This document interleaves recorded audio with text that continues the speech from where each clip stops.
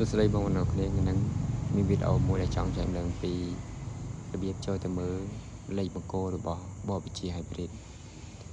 ឲ្យដឹងថាបបជា hybrid បង្គោលលេខមួយណាដែលជាសញ្ញានិងបង្គោលមួយណាដែលជាសញ្ញាបញ្ជា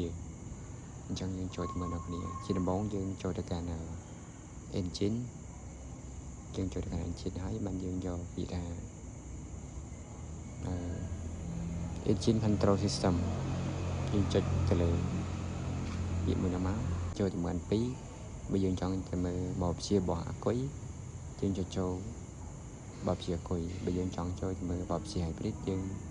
ចុចចូល hybrid vehicle control អញ្ចឹងយើងចូលទៅមើលបបជា hybrid ចុចពីលើវាទៅតាមមកចេញបែបនេះចេញបែបនេះយើងចូលទៅកាន់hybrid control system ហើយតើមកយើងរកពាក្យថា terminal of ECU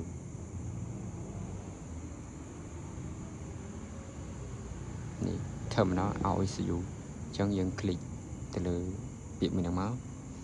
អូខេចេញមកហើយនេះយើងអាចមើលបានហើយយើងអាចមើលបានទាំងបង្គោល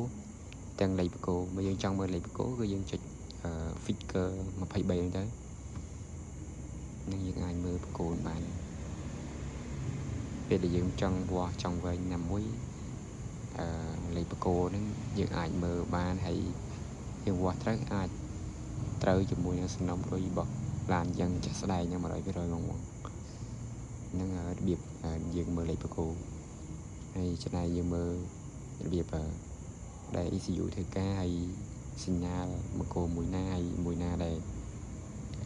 បង្គោល ECU អ្នកវិទ្យា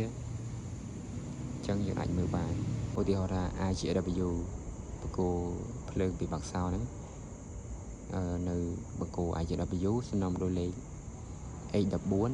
នៅបង្គោលលេខ7អញ្ចឹងអូម៉ាតយើងបកហមយើងចាក់ចូលសំណុំដោយលេខ A14 បង្គោលលេខ7ចំណែកអូម៉ាតយើងពណ៌ខ្មៅយើងចាក់ចូលទៅជើង GND1 ហើយនៅសំណុំដោយ A14 នេះគ្នាតែបង្គោលលេខ1នេះបង្គោលលេខ1បងប្អូនឃើញហើយបង្គោលហ្នឹងគឺប្រាប់ថាគឺជាបង្គោលសញ្ញា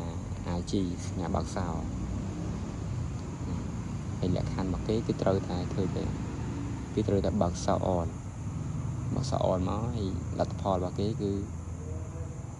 ជា standard voltage គឺ9 ទៅ 14 វ៉ុលតែជាទូទៅបងប្អូនអាចវាស់ឃើញត្រឹមតែ12ឬក៏12 វ៉ុលជាងទេលក្ខខណ្ឌមើលចន្លោះចាប់ពី9រហូតដល់14 វ៉ុលបាទនឹងជារបៀបចូលមើលលក្ខខណ្ឌរបស់បង្គោលនីមួយៗរបស់បបជា hybrid បាទវីដេអូនេះមានតែប៉ុណ្្នឹងបាទអរគុណជំរាបលាវីដេអូក្រោយខ្ញុំនឹងមានការបង្ហាញបបជាផ្សេងទៀតបាទ